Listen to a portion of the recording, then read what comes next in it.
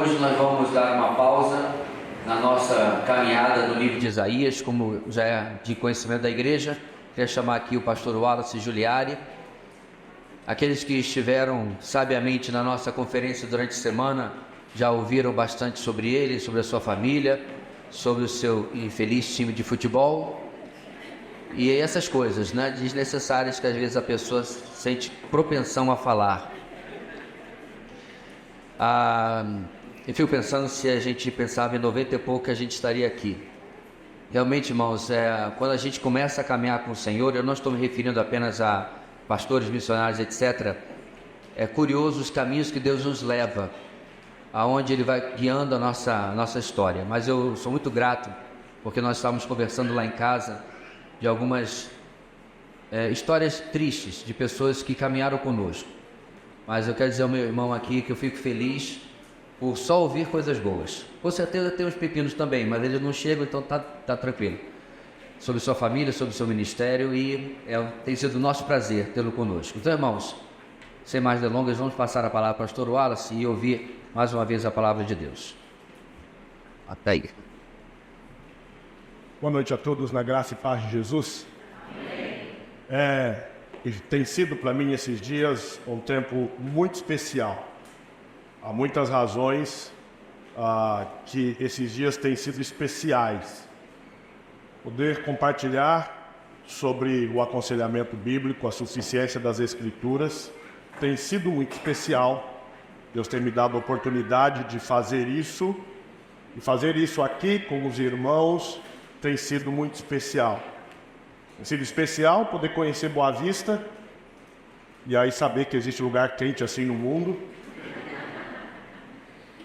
Muito especial rever o pastor Joverci e Leila. Queridos, nos conhecemos há muito tempo atrás, apesar da distância geográfica. Aqui e ali temos algum nível de contato, e saber que a graça de Deus tem nos sustentado durante esse tempo todo. Também especial o cuidado, o carinho, a atenção da igreja comigo nesses dias, direta ou indiretamente. Irmãos me levando para comer, me dando carona, perguntando se está tudo bem, preocupado comigo. Muito obrigado, me senti cuidado. Vou chegar em casa e a Sheila vai amar vocês por causa disso. Vou falar, eles cuidaram de mim lá. Então ela vai ficar... Ela já sabe, né? Porque eu falei com ela já esses dias. Mas me senti muito acolhido pelos irmãos, em todos os sentidos. E levo lá para casa e para a nossa igreja também o testemunho de que vocês estão andando com o Senhor. E cumprindo o ministério que Deus deu, e isso com alegria. Isso tem a ver com a mensagem dessa noite. Muitas coisas poderíamos compartilhar das Escrituras, já que a palavra de Deus é tão rica e profunda, como até lemos nos Salmos. Mas eu queria usar o tempo da exposição da palavra de Deus, convidando você para abrir sua Bíblia na carta de Judas, capítulo 3 e 4. Se você está usando uma Bíblia de papel e passar rápido procurando Judas no final do Novo Testamento, você vai perder a folha. Porque só tem nem foi escrito com capítulo. Capítulo colocaram depois. Então dizer que Judas tem um capítulo é só uma tentativa de te ajudar a chegar lá. Porque ela é uma carta. Ele foi escrita como uma carta. Muito breve, uma carta em que o próprio Judas nos conta que ele tinha um outro interesse na escrita, mas que o Espírito Santo o levou a escrever o texto que ele escreveu. E eu quero usar apenas o versículo 3, nós vamos ler os versículos 3 e 4, mas eu quero me concentrar apenas no versículo 3, chamando a nossa atenção sobre a importância de, como igreja, nós continuarmos sendo sal da terra e luz no mundo. Mas vamos orar mais uma vez, curva a sua cabeça. Senhor Deus, recebe a minha gratidão por esse tempo tão precioso com esses irmãos queridos. minha gratidão por ver que há aqui uma igreja fiel ao Senhor, que te ama, e tenho o desejo sincero de perseverar em ti. Pai, nós sabemos que a igreja existe por causa de Cristo, por meio de Cristo e para a glória do Senhor em Cristo Jesus. E como igreja nós queremos nos manter centrados em Cristo, esse é o nosso desejo. Queremos que Cristo seja o centro da nossa vida, da nossa mensagem, da nossa esperança. Por isso, neste momento, ao nos expormos a esse texto bíblico que leremos, nossa oração é para que a sua palavra nos leve para mais próximos de Cristo e submissos a Ele. A minha oração é que o Senhor edifique este povo e continue conduzindo muito além de um intelecto alimentado, mas a uma vida transformada no caráter de nosso Senhor Jesus. Que o Teu Espírito nos conduza aqui diante da vontade do Senhor e do próprio Senhor. Amém. Judas, versículos 3 e 4, ele vai dizer assim: amados, quando eu empenhava-me para escrever-lhes a respeito da salvação que temos em comum, senti que era necessário corresponder-me com vocês, para exortá-los a lutar pela fé que uma vez por todas foi entregue aos santos.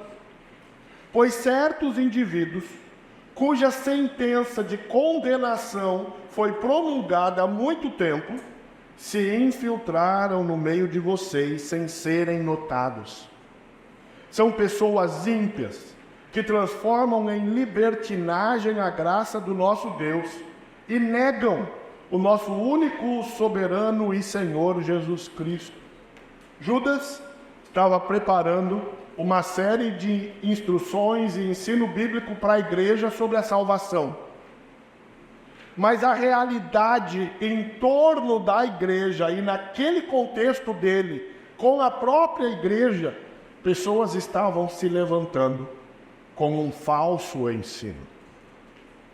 E ele então menciona a nós que era necessário que ele se correspondesse com aquela igreja para exortá-los a lutar pela fé que uma vez por todas foi entregue aos santos.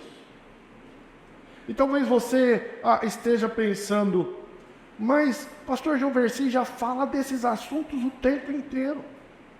Ele fica lembrando a gente dos perigos que as heresias trazem contra a igreja de Jesus, contra a família dos crentes. E aí você vem lá de São Paulo para falar de novo disso. Deixa eu contar uma coisa para você. Eu venho orando pela mensagem dessa noite já há várias semanas. E eu confesso que eu falei, eu não vou pregar essa mensagem. E cheguei a selecionar outros textos bíblicos, mas Deus não tirou do meu coração isso.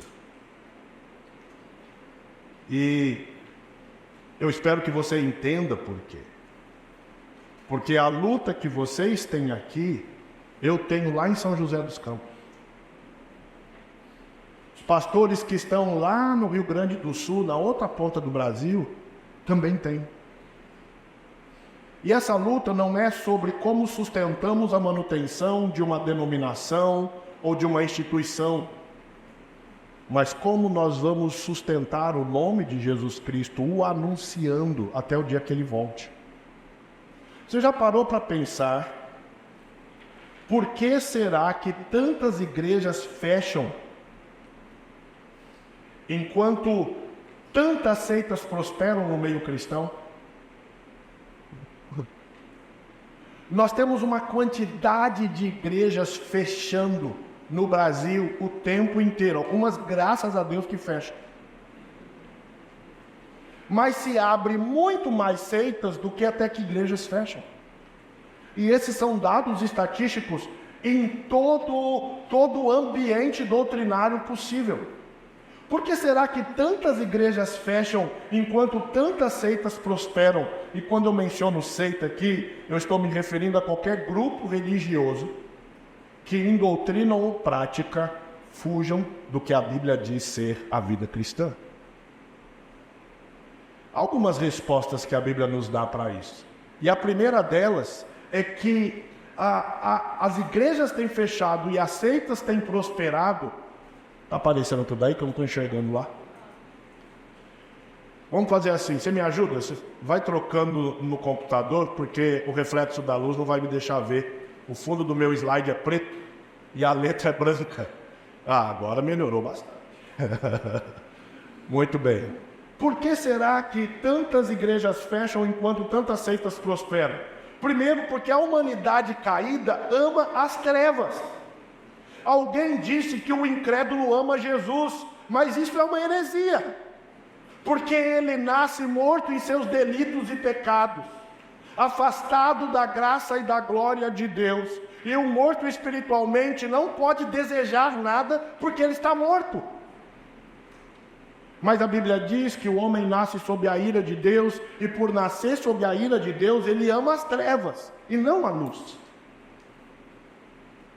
Uma outra razão é porque a superficialidade alimenta a imaturidade espiritual. Nós nascemos já num país cristão, culturalmente, religiosamente cristão, mas um cristianismo institucionalizado e superficial. Nós vemos isso dentro dos próprios ambientes evangélicos. Pessoas falando crer em Jesus, mas tendo um relacionamento superficial com Ele. Não profundo o suficiente para suportar ataques. Uma outra razão porque seitas prosperam é porque o descontentamento subverte a oferta do Evangelho. As pessoas dizem, se vocês como igreja só oferecerem Jesus, não será suficiente. Você tem que trazer junto comida, tem que trazer junto um monte de assistência, você tem que fazer um monte de programa, porque se você só oferecer Jesus, eu não quero. Eu preciso de alguma coisa além de Jesus, para poder ir para a igreja. As seitas prosperam porque a soberba nutre ídolos no coração.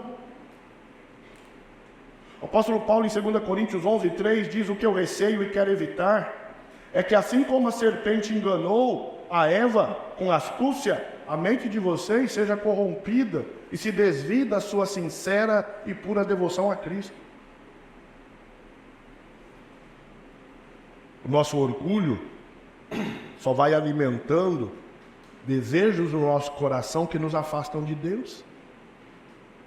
Uma outra razão, e é onde eu quero me concentrar.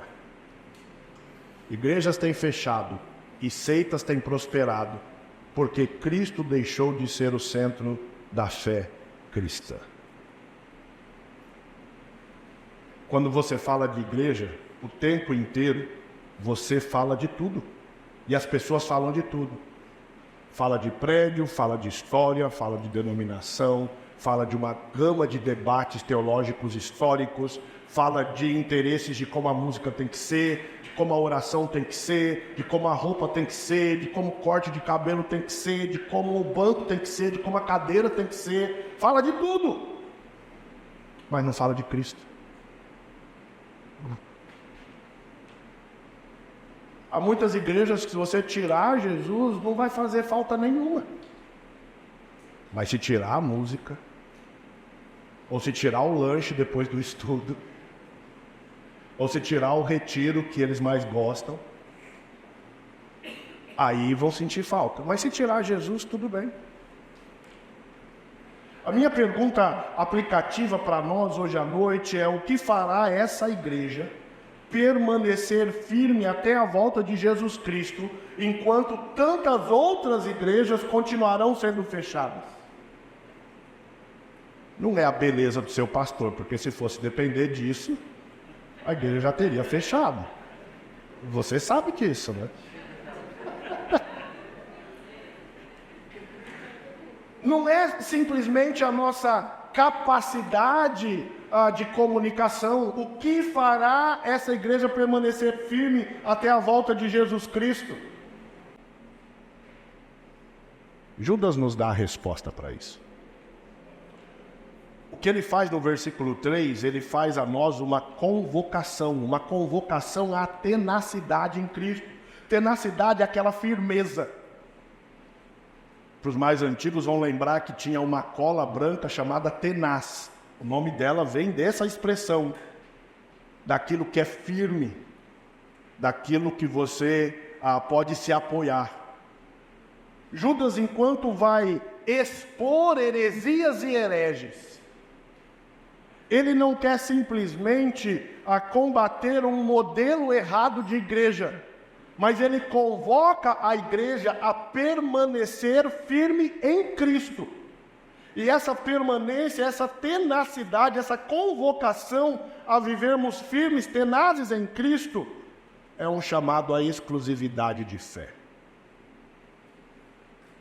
Nós só permaneceremos firmes em Cristo se a nossa fé estiver exclusivamente centrada em Cristo. Há muitos outros elementos que envolvem o nosso andar na vida cristã, mas nenhum deles deveria estar no centro da vida cristã, além de Jesus Cristo. E é isso que Judas faz. O verso 3 não apenas descreve o seu propósito para a igreja, mas trata-se de uma convocação que, como igreja, nós precisamos continuar nos sentindo parte dessa convocação. Quando estive em Israel, o pastor Joversi foi com a Leila recentemente também, e eu fui em 2020, o ano passado, por causa de uma quase derrota de Israel. Eles estavam num feriado muito importante. Metade dos soldados de folga, e eles sofreram um ataque alguns anos atrás e quase perderam parte do território.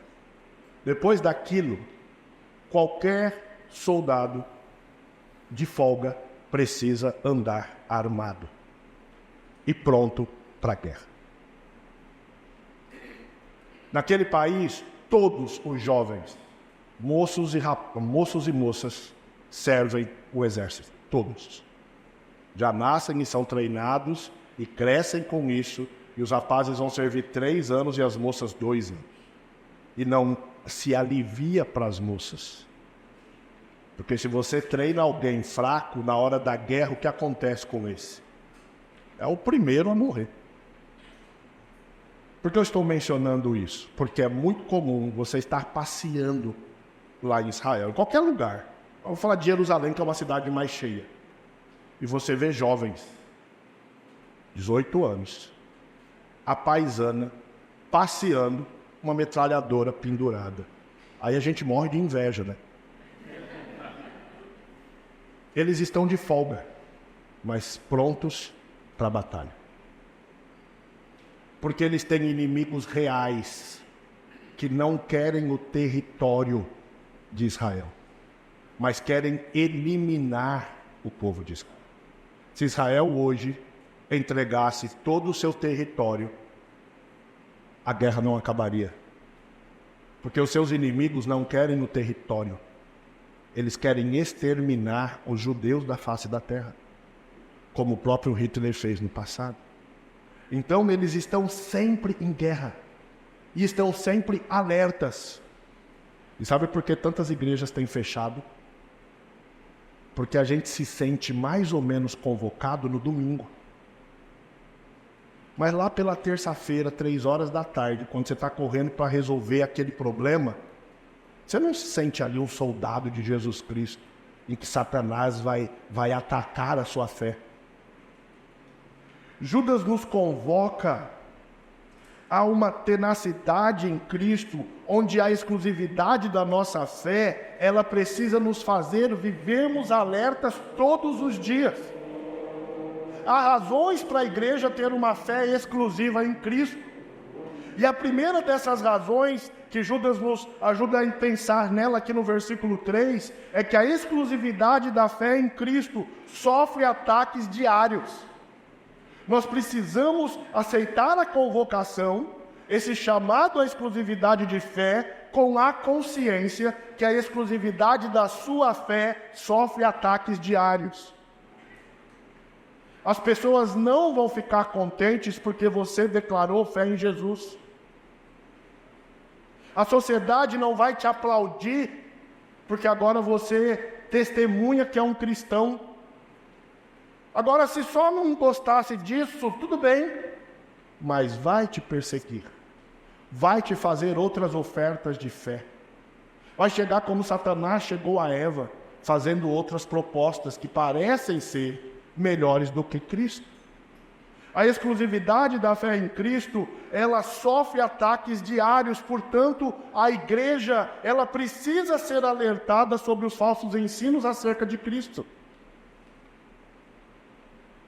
Judas nos deixa saber que ele não tinha intenção de escrever sobre heresias. Ele diz que estava empenhado nos estudos acerca da salvação, mas então ele menciona que foi impelido a pegar a pena e escrever, alertar a igreja e convocá-los por causa da realidade da presença de heresias adentrando a igreja. A igreja precisa ser alertada sobre isso. A igreja precisa também ser alertada e participar em unidade contra esses erros doutrinários. Judas nos deixa saber que a obrigação que lhe pesou sobre a defesa de Cristo como líder da igreja deveria ser compartilhada com a própria igreja. O apóstolo Paulo tinha essa consciência em 1 Coríntios 9,16. Ele vai dizer: se anuncio o evangelho, não tenho do que me gloriar, pois sobre mim pesa essa obrigação, porque ai de mim se eu não pregar o evangelho. O fato dele ter dado esses detalhes a nós sugere que, já em seus dias, não era tarefa muito grata ter que alertar a igreja sobre falsos pastores, sobre falsos mestres. Judas diz: não só nós, líderes, devemos estar alertas contra as heresias, mas a igreja precisa participar disso. Mas é parte da nossa demanda ministerial pastoral. Paulo, no final da 3ª viagem missionária, ele reúne os presbíteros para se despedir deles numa reunião, antes de viajar para a Judéia, e ele sabia que seria preso na Judéia. E lá em Atos 20, nós temos parte da conversa que Paulo trava com aqueles presbíteros, e Paulo vai dizer assim para eles: eu sei que depois da minha partida, aparecerão no meio de vocês lobos vorazes que não pouparão o rebanho. E que até mesmo entre vocês se levantarão homens falando coisas pervertidas para arrastar os discípulos atrás de si. Portanto, vigiem, lembrando que durante 3 anos, noite e dia, não cessei de admoestar com lágrimas cada um de vocês. Atos 20, 29 e 30. Paulo, como um apóstolo, orienta aqueles presbíteros a estarem atentos, porque os ataques contra Cristo continuariam sendo desferidos e a igreja precisava ser alertada em relação a isso. Essa igreja que precisa manter-se pronta para defender é uma igreja que tem que ter a consciência que não só nós pastores temos que fazer isso, mas como igreja precisamos fazer isso. Precisamos nos manter prontos para defender Cristo. Judas nos deixa saber sobre as suas prioridades e quais devem ser as nossas prioridades. E a nossa prioridade é defender a verdade sobre Cristo. Ele não entra em detalhes sobre o corpo de crenças, apesar do verso 4 dizer que parte da heresia estava negando a pessoa de Jesus Cristo. Mas o que ele nos ajuda a pensar de maneira muito direta é que a batalha pela fé é uma defesa sobre Jesus ser Deus e Redentor, o Messias prometido.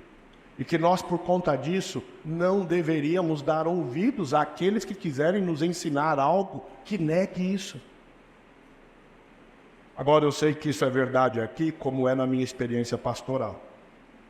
Nós não entregaremos o púlpito para hereges. Nós vamos proteger a igreja quando ela estiver reunida em seus estudos, no culto, em suas reuniões de hereges.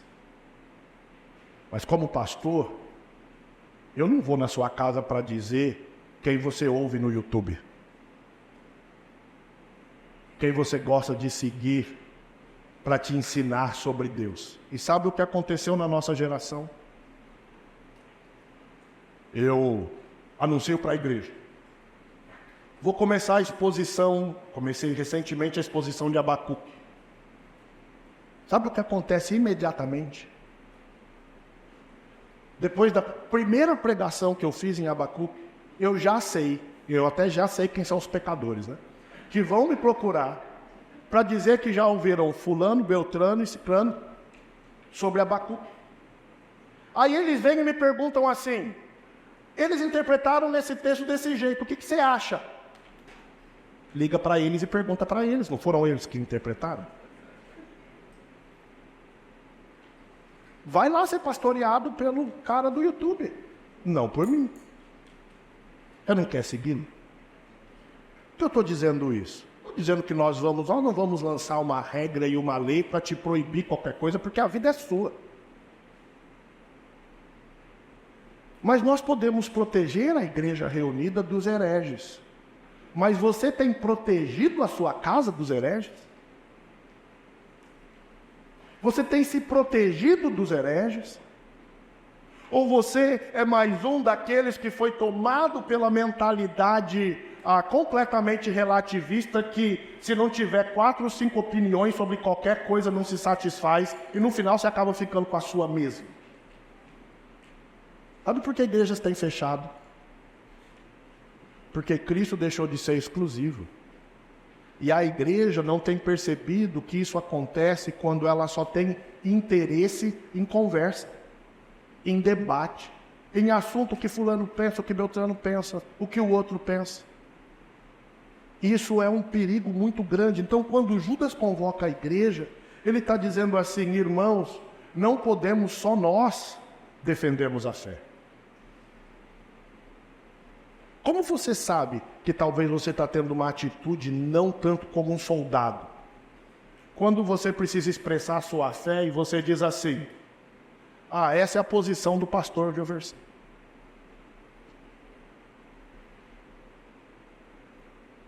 Não, é o que a Bíblia diz. Quando ele ensinou e explicou, ficou claro que é isso mesmo. Essa é a posição da comunidade videira. Qual é a verdade bíblica sobre isso que a comunidade videira está buscando viver?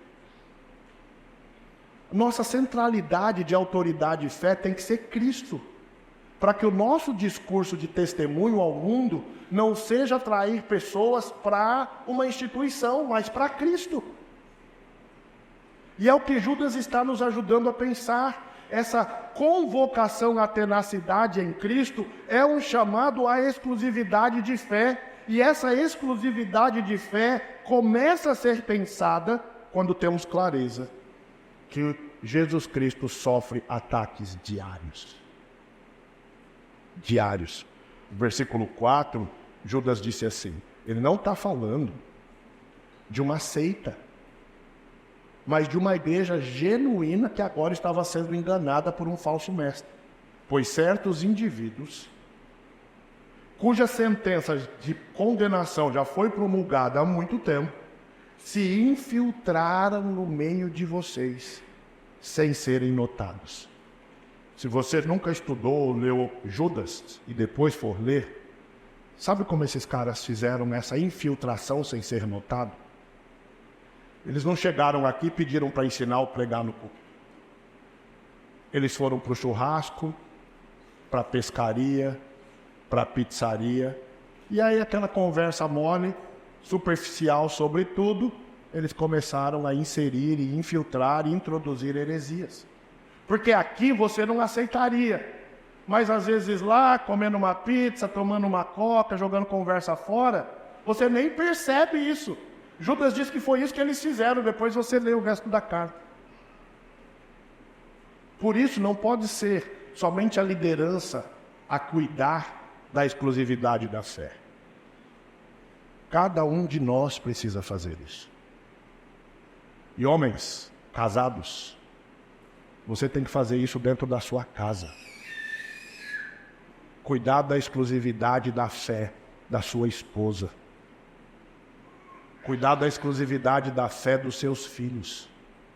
Quem os seus filhos seguem? Quem eles ouvem? Porque eles creem o que eles creem. Se você não se sentir responsável por isso, você vai chorar depois e você vai descobrir que o choro deveria ter acontecido muito antes. Judas nos convoca a uma tenacidade em Cristo. Tenha Cristo como centro da sua fé. Tenha Cristo como centro da igreja. Tenha Cristo como centro da sua casa. E ao tê-lo dessa maneira, que a sua fé seja exclusiva. Que o seu compromisso de fé seja exclusivo. E quando você tem isso, não perca a consciência de que há ataques. E ataques diários a essa fé. Há uma segunda razão dada por Judas no versículo 3. Se a exclusividade da fé em Cristo sofre ataques diários, então a exclusividade da fé em Cristo tem que ser defendida. Ou perdemos a batalha. Se o que Judas está dizendo é verdade, de que há pessoas infiltradas negando o nosso único soberano e Senhor Jesus Cristo, o que nós faremos com isso? Nós vamos entregar a chave para eles? Não, nós vamos lutar contra essa heresia. A alteração de propósito de Judas teve como alvo despertar a igreja a batalhar diligentemente pela fé. Judas nos convoca a uma defesa intensa. O termo que ele usa aqui é de fazer um grande esforço em favor de algo. Uma ideia de intensidade quando a batalha está acontecendo. Nós precisamos defender a igreja contra aqueles que acrescentam qualquer coisa à obra de Cristo. O próprio apóstolo Paulo escreve a carta aos Gálatas, o primeiro texto inspirado que Paulo escreve, aos Gálatas. Muito cedo, começo da década de 50. Dizendo, admira-me que tão rapidamente vocês se afastaram do Evangelho. E qual foi o afastamento? Estavam dizendo que para ser salvo precisava se cumprir uma série de coisas. Impondo ao Evangelho e à obra de Cristo algo que já tinha sido dito, que a obra de Cristo era suficiente. Uma defesa intensa, uma defesa contínua. Combater os falsos ensinos dentro da igreja foi uma marca deixada no Novo Testamento. Quando Judas usa essa expressão, ele nem coloca um tempo verbal. Ele usa no infinitivo para mencionar a ideia de que isso é uma realidade contínua para a gente. Nós temos que dar atenção para isso o tempo inteiro. O apóstolo Pedro, na segunda carta, que vai tratar das mesmas questões que Judas, e há muito paralelo no que Pedro escreve no capítulo 2 da segunda carta em Judas, versículos 1 e 2, o apóstolo Pedro diz assim: assim como no meio do povo surgiram falsos profetas, assim também haverá entre vós falsos mestres, os quais introduzirão dissimuladamente heresias destruidoras, até o ponto de renegarem o soberano Senhor que os resgatou, trazendo sobre si mesmos repentina destruição. E olha o que é triste no relato de Pedro. E muitos seguirão suas práticas libertinas. E por causa deles será infamado o caminho da verdade. O alerta e a convocação do Senhor para as nossas vidas hoje à noite é para que você não se some a esses muitos que abandonarão a verdade para seguir os falsos mestres, só por causa dos desejos do seu coração. Que você some àqueles que desde o primeiro século até hoje, mesmo sendo perseguidos e mortos, permaneceram firmes. Não sei se você já ouviu falar, o segundo e terceiro século foi marcado por muitos martírios de pais da igreja. E Inácio de Antioquia, ele escreveu 7 cartas, não inspiradas e canônicas, mas escreveu 7 cartas como líder da igreja, logo no início do 2º século. E ele, sempre nos textos que escreveu, você vai perceber que há 3 preocupações centrais que, como pastor, ele sempre repete. E uma das 3 preocupações era que seus colegas crentes, pastores, permanecessem firmes na fé comum para guardarem-se das heresias.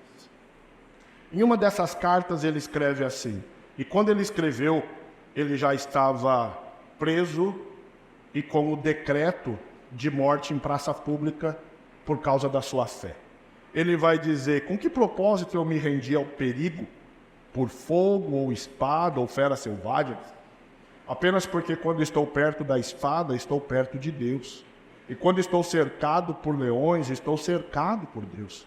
Mas é somente no nome de Jesus Cristo e por causa de compartilhar seus sofrimentos que eu posso enfrentar tudo isso. Pois Ele, o homem perfeito, me dá forças para fazer isso. Esse homem, que depois dos seus sofrimentos e até açoites, escreve logo antes de buscá-lo para levá-lo à praça e ele ser morto. Ele escreve no seu texto de que ele estava em paz, porque diante de todo aquele sofrimento, ele via Deus presente na vida dele. E ele entendia que só valia a pena por causa de Cristo. Queridos, talvez, eu não posso afirmar isso, ninguém vai te levar a uma praça pública e te matar porque você afirma seguir Jesus. Talvez.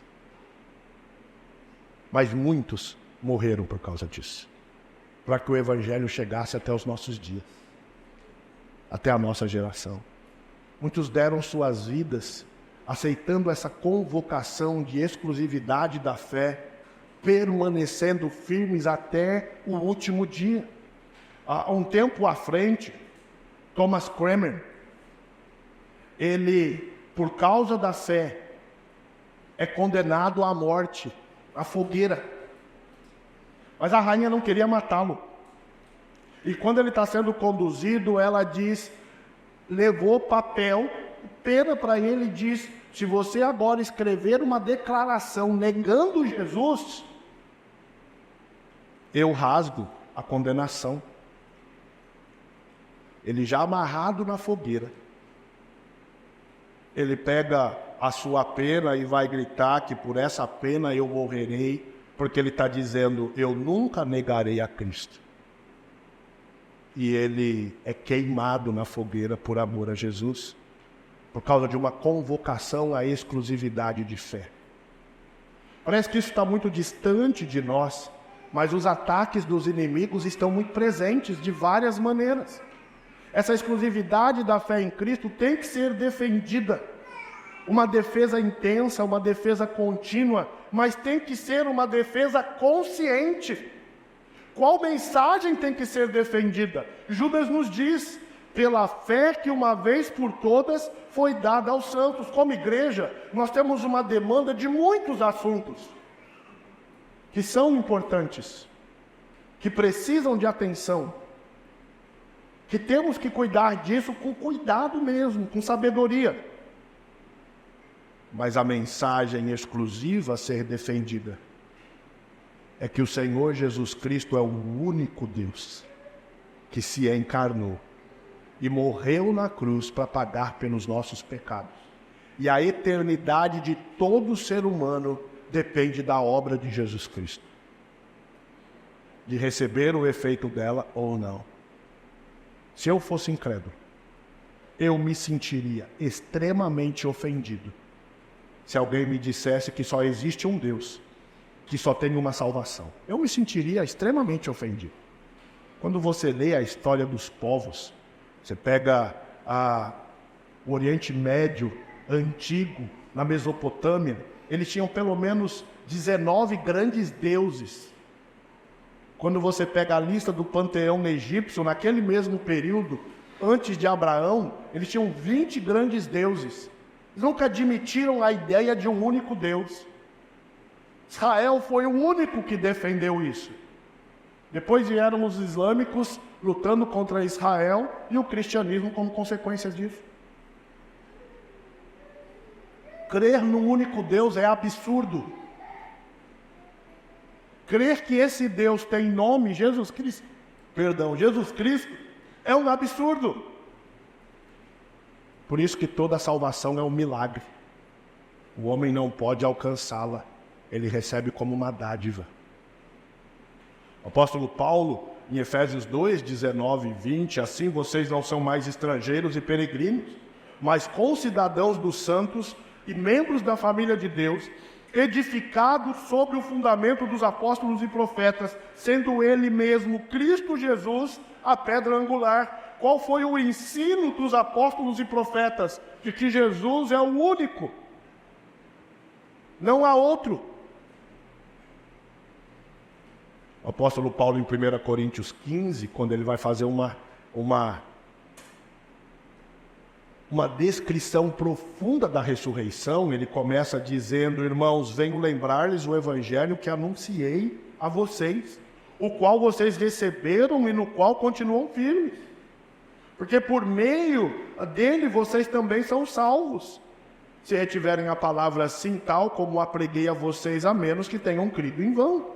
E aí ele vai dizer: antes vos entreguei o que também recebi, que Cristo Jesus morreu pelos nossos pecados, segundo as Escrituras, que foi sepultado e ressuscitou ao terceiro dia, segundo as Escrituras, e apareceu a Cefas e aos 12, porque Jesus, depois da ressurreição, só foi visto por quem já era salvo ou por quem ele estava salvando.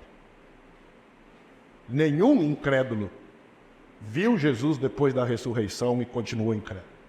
Porque todos que o viram ressurreto ou já eram salvos ou foram salvos. É isso que Paulo está descrevendo. Essa é a exclusividade da nossa fé. Se você vai morrer por alguma coisa, morra por algo que vale a pena. Para morrer por algo que vale a pena, você tem que viver por algo que vale a pena. A segunda carta de João, nos versículos 9 a 11, todo aquele que vai além da doutrina de Cristo e nela permanece, não tem Deus. O que significa ir além da doutrina de Cristo? Se Cristo não é exclusivo à nossa fé, esse não tem Deus. Eu creio em Cristo, mas também creio no Padre Cis, também creio na Cidim, também creio... Não tem Deus. Porque quando entendemos quem é Cristo, nós também entendemos que Ele é suficiente. Não é necessário o outro. Como nós podemos pensar e concluir esse chamado? A Epístola de Judas é uma convocação à tenacidade em Cristo. O versículo 3, quando ele introduz esse texto e essa breve carta, ele nos ajuda a pensar com a sua declaração que essa convocação à tenacidade é um chamado à exclusividade de fé. E o chamado à exclusividade de fé é um chamado a batalharmos pela fé. A termos que defender a nossa fé e não nos calarmos. A termos que defender a igreja contra aqueles que querem que ela aceite qualquer coisa em nome de Jesus. O propósito que Judas chama a nossa atenção é que essa batalha pela fé é necessária e urgente e requer de nós discernimento. Porque quando comunicamos a mensagem de Cristo,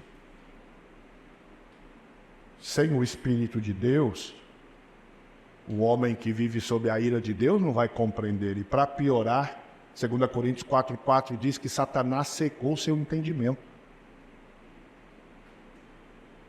Nós precisamos ter essa consciência. Então eu quero terminar com algumas aplicações.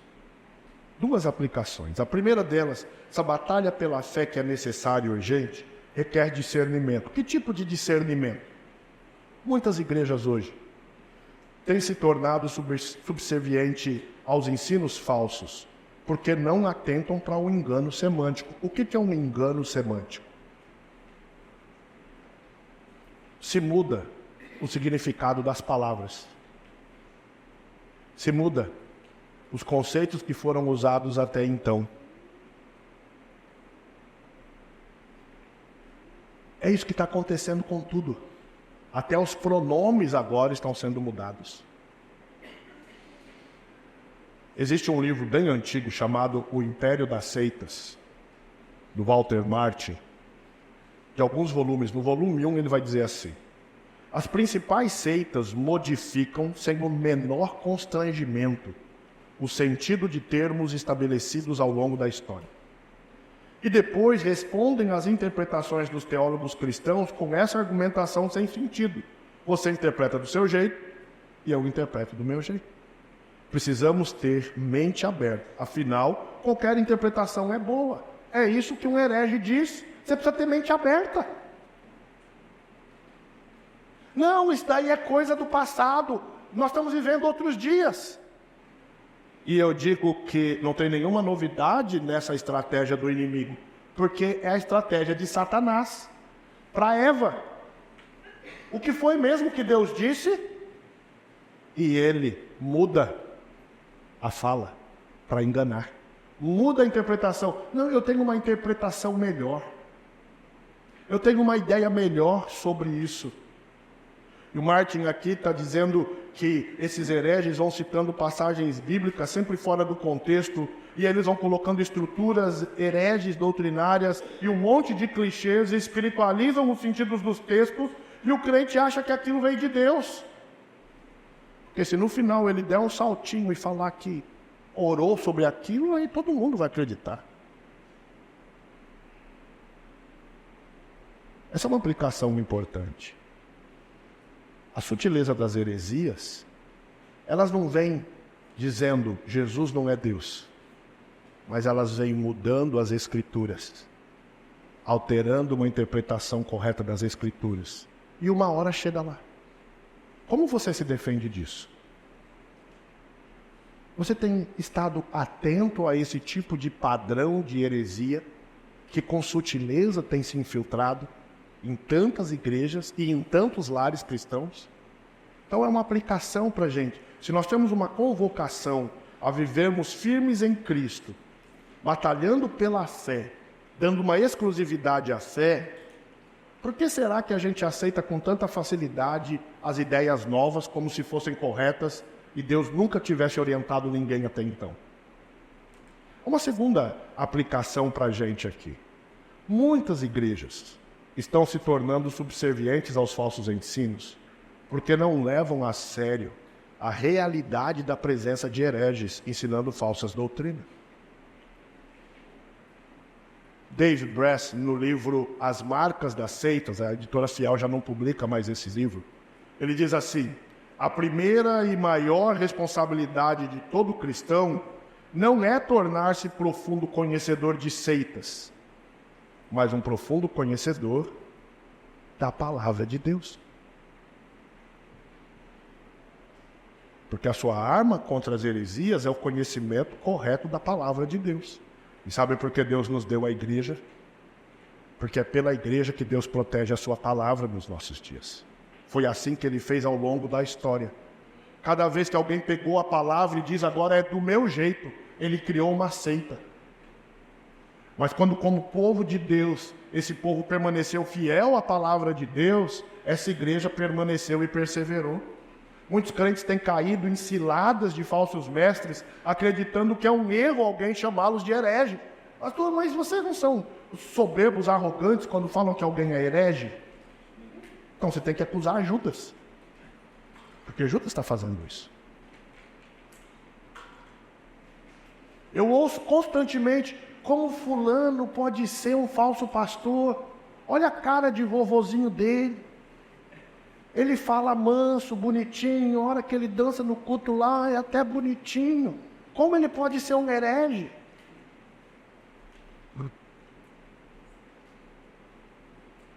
Como ele pode estar errado? Ele até ajuda as pessoas. O que nós precisamos entender é que a exclusividade da nossa fé em Cristo é a única garantia para não perdermos os frutos da semente do Evangelho. A nossa exclusividade de fé a Cristo e em Cristo é a única garantia para não perdermos os frutos da semente do Evangelho. Não estou falando de perder a salvação, mas de perdermos os frutos da semente do Evangelho. O Senhor Deus tem nos convocado nos dias em que vivemos, em lugares diferentes. Eu estou lá no sudeste do país, vocês estão aqui no norte do país. Vivemos num país em que o nome de Jesus Cristo é usado de qualquer maneira, por qualquer pessoa, mas a maior parte do tempo não há uma fé genuína, porque é um nome usado dentro de uma religiosidade. Os ataques de Satanás contra Deus hoje, contra a igreja, se dão começando em atacar as famílias. Como nós vamos sobreviver a tudo isso?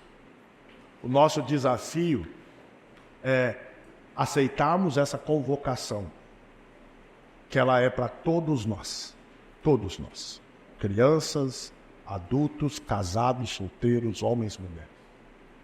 Mas é uma convocação a permanecermos firmes em Cristo e não permitirmos nenhum tipo de infiltração na nossa fé, que com o tempo nos afaste do Senhor. Isso é importante individualmente, isso é importante como família, isso é importante como igreja, porque os dias são maus. E até que Cristo venha buscar a sua igreja, nós ainda enfrentaremos dias muito maus contra a pessoa de Jesus Cristo. Contra a pessoa de Jesus Cristo. Então eu quero orar com você, mas pedir que você abaixe a sua cabeça, possa não só reafirmar a sua fé exclusiva a Cristo, se não tem sido, mas também reafirmar um compromisso de proteger a sua fé, a sua família e a sua igreja, para que ela permaneça fiel até o dia que Cristo vier buscá-la. Que ela possa ser apresentada a Ele imaculada e bela, como Ele espera recebê-la. Tá. Senhor Deus, Senhor Jesus Cristo deu a vida pela sua igreja, para que ela viva exclusivamente para Ele e nunca o traia. Ao longo da história é muito fácil ver a igreja se envolvendo com outros senhores além de Jesus, e os resultados sempre foram muito desastrosos. Nós vivemos dias difíceis, nossa geração, uma geração difícil. Mas queremos reafirmar o nosso compromisso com o Senhor, de mantermos a centralidade da nossa fé na pessoa e obra de Jesus Cristo. E a exclusividade dessa fé somente ao Senhor, para que o nosso servir, para que o nosso viver e para que a nossa adoração seja exclusiva ao Senhor. Ajuda-nos a percebermos as sutilezas que os falsos ensinos querem que a gente acredite. Ajude-nos a termos sabedorias para julgarmos aquilo que afirmam acerca de Jesus. Mas, sobretudo, ajuda-nos a Te conhecer, conhecendo a Sua palavra, para que a nossa tenacidade em Cristo seja um reflexo de quanto o Senhor se revela a nós, um Deus santo, puro e verdadeiro. Abençoa esta igreja como tem feito e ajude-a a permanecer fiel ao Senhor até que Cristo venha. Abençoa a sua liderança toda, que cada um, ao servir ao Senhor nos ministérios que o Senhor tem dado, mantenham-se fiéis a Jesus Cristo. Mantenham-se unidos em amor e que os frutos sejam dignos do nome do Senhor. Obrigado pela Tua palavra, em nome de Jesus. Amém. Deus abençoe, queridos.